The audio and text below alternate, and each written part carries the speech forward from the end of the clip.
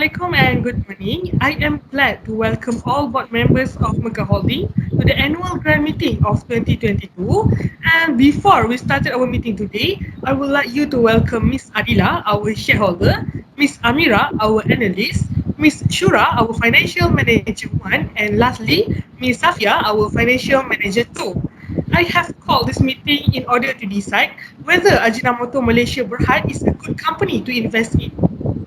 Before I started the meeting, can we proceed to the next item regarding the minutes from the previous meeting? Any amendments? No amendment occurs from previous meeting, Ms. Farah. Okay, thank you. Can someone propose the minute to be passed through record? I propose the meeting be passed as a true record. Okay, let's proceed to the next objective of our meeting. The meeting is open discussion. Miss Syura, you may start your explanation now. Thank you, Ms. Farah. Allow me to present the financial analysis of Ajinomoto. I will start with the liquidity ratio. So, for the ratio, as we can see, the current ratio for 2020 is 5.49 times. Meanwhile, in 2021, the current ratio is 3.26 times.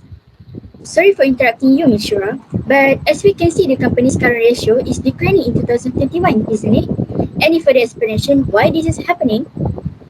Yes, Ms. Adila, I understand that the current ratio for 2021 is a bit lower than 2020, but the current ratio for Ajinomoto Malaysia Berhad from 2016 until 2020 shows a figure that is never less than 5, which is a great outcome. It's just in 2021, due to COVID-19, the ratio is declining, and I believe we should not assume the company is having a big loss by 1 year of declining in current ratio. Okay, good explanation and information update. Please proceed, Ms. Syura. Thank you, Ms. Adila. I will continue with the quick ratio. As shown in our slide, the quick ratio for 2020 is 4.74 times and 2.71 times in 2021. Next is net working capital. For 2020 is RM320139,140. Meanwhile, in 2021 is RM229,956,305. Can I continue to explain about the other financial analysis, which is the activity ratio, Ms. Farah? Yes, please. Alright, thank you, Ms. Farah. So for activity ratio, we will start with inventory turnover, where in 2020, it indicates 8.59 times and 7.82 times in 2021. To be clear, the higher is better, but 2021 is still high in industry and it doesn't have much difference with 2020. Okay, next is account receivable turnover. For 2020, it is 4.50 times, and for 2021 is 7.87 times. As we can see, in 2021, the account receivable turnover is higher, which is better for the company. Then, I will continue with the average collection period. In 2020, the average collection period is 80 days, but in 2021 is 46 days. It shows that in 2020, they take a longer time to collect their debt, but they have improved themselves in 2021, where they only take 46 days to collect their debt. The other activity ratio is fixed assets turnover. In 2020, the ratio shows 2.44 times and 1.12 times in 2021. The last ratio that I will explain before I pass to Ms. Safea is total assets turnover. This ratio for 2020 indicates 0.80 times and 0.61 times in 2021, which means the firm managed to generate RM 0.80 and RM 0.61 for every 1 ringgit investment. Ms. Safea will continue to explain the other financial analysis. Thank you, Ms. Syura. Let's go to the next ratio. I will begin with the company's debt ratio. According to the slides, the debt ratio for 2020 is better than 2021 because 14.16% of funds to finance its investment come from debt, but in 2021 it used 29.58% of funds to finance its investment coming from debt. Next, I will discuss the ratio of debt to equity as shown on the slides. The ratio difference between 2020 and 2021 is worrying, as the 2020 ratio is greater than 2021 ratio, with a lower debt to equity ratio of 17.10%, but the debt to equity ratio for 2021 is 42%. A high debt to equity ratio is often related to a high level of risk. It indicates that Ajinomoto has aggressively financed its business with debt. If a huge amount of debt is utilized to support expansion, a firm may create more profits than it would have otherwise. If I leverage improved profits by more than the cost of the loan, then Ms. Adila as shareholders may anticipate a return. I am certain that Ajinomoto will not let you down since their brand is well known and offers a solid return. Lastly, I'll present the profitability ratio. 47.61% for 2020 and 47.70% for 2021. This is a good and healthy outcome for the company since 20% is already a great ratio. Next, operating profit margin ratios indicate productivity. Most industries' healthy ratio is 15%. The company earned 16.84%. In 2020, which is more than 50%, and 13.82% in 2021, which is still respectable. Next, Ajinomoto's net profit margin is excellent since the company's result for 2020 and 2021 ranged between 10 and 20%. In 2020, they achieved 12.96% in net profits. For 2021, the company achieved net profits of 10.49%. For the return on asset in 2020 is 10.31%, while 2021 is 6.39%. In general, return on assets over 5% is considered good, hence it should have no problem even though 2021 percentage is smaller than 2020. Last but not least, in 2020, Ajinomoto's return on equity is 12.08% and 9.08% for 2021. 5% is a reasonable return on equity, and as I said earlier, even if 2021 falls slightly below 2020, it's still above 5%, which is fantastic. Thank you. Okay, thank you both financial managers. Now let's hear more from Miss Amira, our analyst. Thank you, Ms. Farah. Allow me to outline the issues that Ajinomoto has encountered. Yes, please, Miss Amira. According to my analysis, this situation occurred due to the several issues which are Movement Control Order (MCO) ordered by the government in order to prevent the spread of COVID-19 since March 2020. This is because although Ajinomoto can continue to operate normally, some of the Malaysian households have lost their job as a result of their company's inability to pay their employees.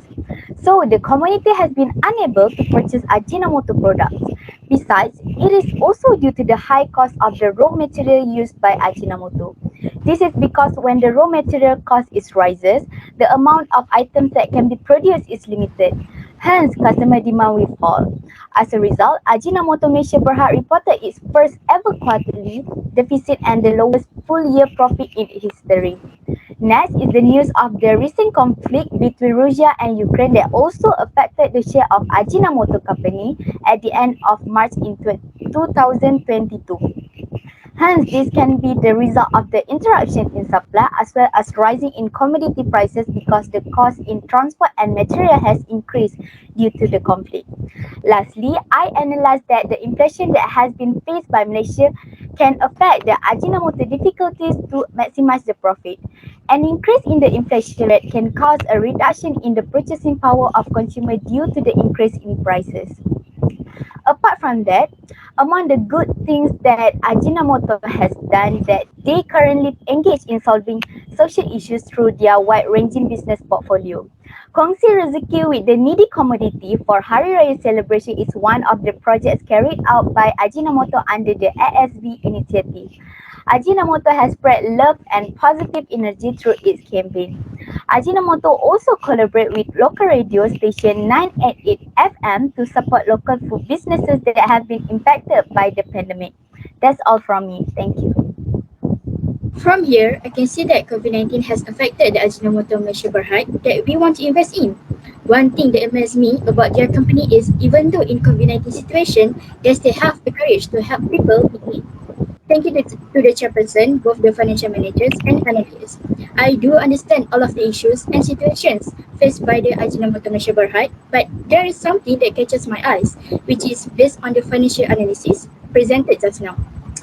I noticed the profitability ratio is declining, right? If you still invest in the company, what kind of return would you guarantee, Ms. Chairperson? I hope you can give me clear information and reasons for these issues. Yes, I do notice that the profitability ratio is declining from 2020 to 2021. However, Ms. Adila, we can see that the difference is very narrow. I know very well, Ms. Farah, but how about the return on assets, which is declining by 3.92% from the previous year? Why would you want to invest in a company that does not manage their assets well? Could you not find any other stable company? Even in this COVID-19 situation, I think there will be more companies that their ratios do not decline.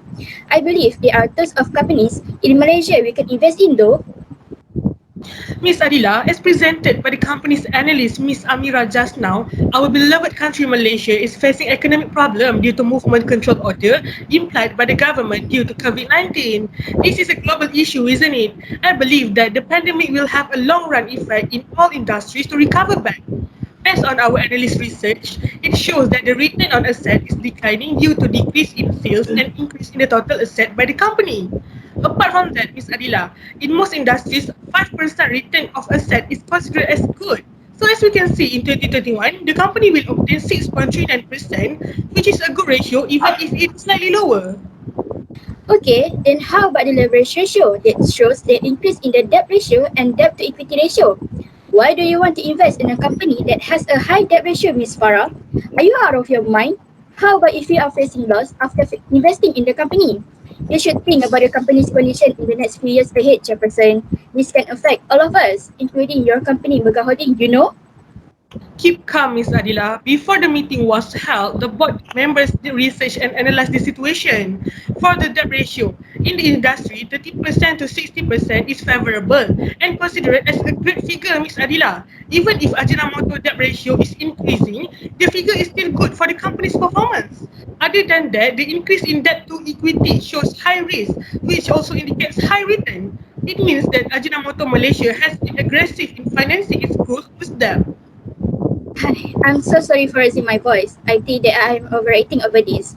But I guess I have the right to do so since all investors would not want to get a loss or take any big risk if the company we invest in does not bring a maximum profit for their wealth. The same goes to me, so I hope you understand why I am being like this.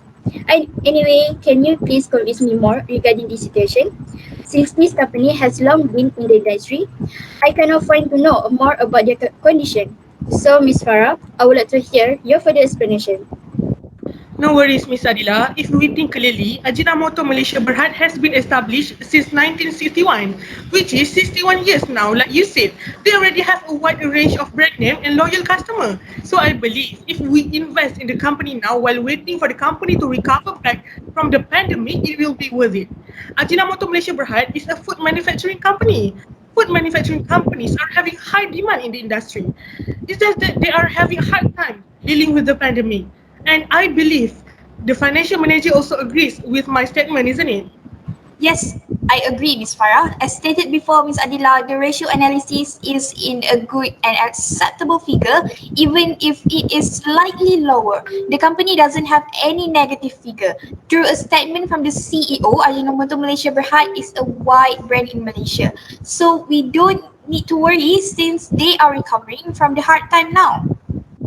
After hearing all of your statements, I guess you all are right, and I believe your company has made a good decision by choosing Ajinomoto Malaysia Berhad as a company for our investment. Since all of you have successfully convinced me, I am ready to invest in their company together with your company. I'm so sorry again for the earlier argument between us, Ms. Farah, and thank you for doing this meeting to clear all of my doubts with your great explanation and complete information for me. You're welcome, Miss Adila, and I believe we have hit our objective for today's meeting, which is Mega Holding will invest in Ajinomoto Malaysia Berhad. Thank you for your involvement and cooperation. I hope we will meet again in the next meeting. Most welcome to represent. See all of you again.